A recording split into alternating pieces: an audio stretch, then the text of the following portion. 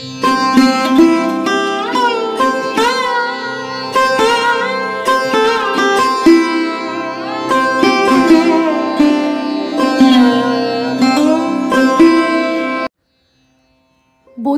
সেনগুপ্তের প্রবন্ধ নবরাত্রির নবদুর্গা ও শ্রী শ্রীমা থেকে নির্বাচিত অংশ, পত্রিকার ২০তম বর্ষ, চতুর্থ সংখ্যা। নবরাত্রির ষষ্ঠী তিথিতে আরাধ্যা দেবী কাত্যায়নী। কাত্য গোত্রে জাত কাত্যায়ন ঋষি জগন্মাতাকে কন্যারূপে লাভ করতে তপস্যা করেন। প্রসন্না হয়ে ভগবতী ঋষির মনোবাঞ্ছা পূরণের বর প্রদান করেন। এদিকে মহিষাসুরের দ্বারা নির্যাতিত দেবতারা উপস্থিত হন কাত্যায়নের আশ্রমে। সেইখানেই তাদের মিলিত শক্তিপুঞ্জ থেকে আবির্ভূতা হন এক অসামান্যা দেবী মূর্তি। কাত্যায়নের আশ্রমে আবির্ভাব বলে ভগবতীর নাম কাত্যায়নী। দেবীকে নানা অস্ত্র এবং আভরণ প্রদান করেন দেবতারা। নানা প্রহরণধারিণী দেবী কাত্যায়নী মহিষাসুরকে বধ করেন। দেবী কাত্যায়নীর বন্দনায় রয়েছে চন্দ্রহাসোজ্জ্বলকরা শার্দূলবর বাহনা কাত্যায়নী শুভং দদ্যাৎ দেবী দানব ঘাতিনী। দেবী কাত্যায়নী সর্বদেবময়ী, সকল দেবতার শক্তির মিলনে তাঁর রূপ ধারণ।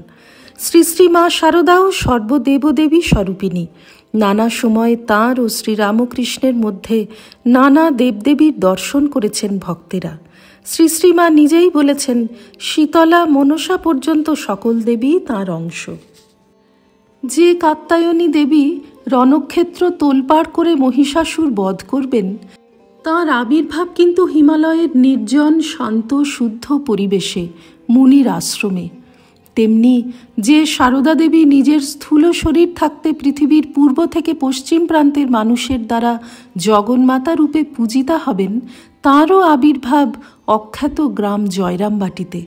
তাঁর যৌবনের দিনগুলি কেটেছে দক্ষিণেশ্বরে নহবতের চিকের আড়ালে, একান্ত নীরবে নিভৃতে, লোকচক্ষুর অন্তরালে। দুই ক্ষেত্রেই দেখছি এক শান্ত নীরব তপস্যার ক্ষেত্র থেকেই জগৎ প্লাবনকারী মহাশক্তির জাগরণ। দেবী কাত্যায়নী বধ করেছেন মহিষাসুরকে।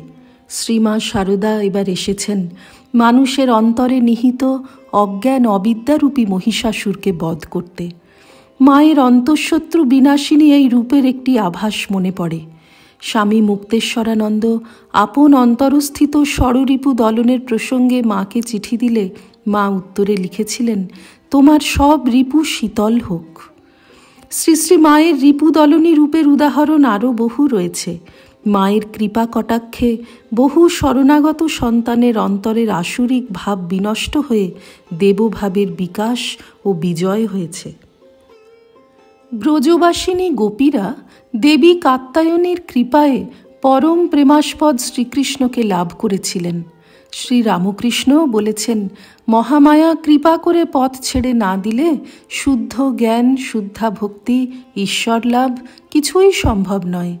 শ্রী শ্রী মায়ের কৃপা ছাড়া সেই বাক্য মনাতীত জ্যোতিরও জ্যোতি শ্রীরামকৃষ্ণকে উপলব্ধি করা অসম্ভব। তাই দেখতে পাই শ্রীরামকৃষ্ণের ত্যাগী গৃহী সকল শিষ্য মায়ের কৃপা ভিক্ষা করছেন। শ্রীরামকৃষ্ণ স্বয়ং কালীপদ ঘোষের স্ত্রীকে মায়ের চরণ প্রান্তে পাঠাচ্ছেন। মায়ের কৃপা লাভ করে সেই মহিলা বহু বছর সাধনা করেন এবং এই সাধনার ফলেই তাঁর বিপথগামী স্বামী দানাকালী শ্রীরামকৃষ্ণের চরণ প্রান্তে উপস্থিত হওয়ার সৌভাগ্য লাভ করেন। দানাকালীর ভক্ত হয়ে ওঠা যে তাঁর স্ত্রীকে দেবী শারদার কৃপারই ফলশ্রুতি, সেই স্বীকৃতি স্বয়ং শ্রীরামকৃষ্ণ মুখে আমরা পাই। একমাত্র মায়ের কৃপাতেই ভক্তি মুক্তি সমস্ত সম্ভব। দেবী কাত্যায়নীর বৈদিক গায়ত্রী হল ওং কাত্যায়নায় বিদ্মহে কন্যাকুমারিং ধীমহি তন্নো দুর্গী প্রচোদয়াৎ। দেবী চিরকুমারী, পতির অধীন নন। শ্রী শ্রীমা জাগতিক অর্থে বিবাহিতা, কিন্তু অন্তরে পবিত্রতা স্বরূপিণী কুমারী। মাতৃত্ব বিকাশের ক্ষেত্রে তিনি অনেক সময় শ্রীরামকৃষ্ণের আদেশও মান্য করেননি। সেই দিক থেকে তিনিও পতির অধীন নন, তিনি স্বতন্ত্রা। শ্রীরামকৃষ্ণার্পণমস্তু। নিবোধত আজকের পাঠ। আপনার ফোনে রোজ পেতে চাইলে সাবস্ক্রাইব ও বেল আইকন দুটোই ক্লিক করুন। রামকৃষ্ণ ভাবধারা প্রচারের সঙ্গে থাকুন।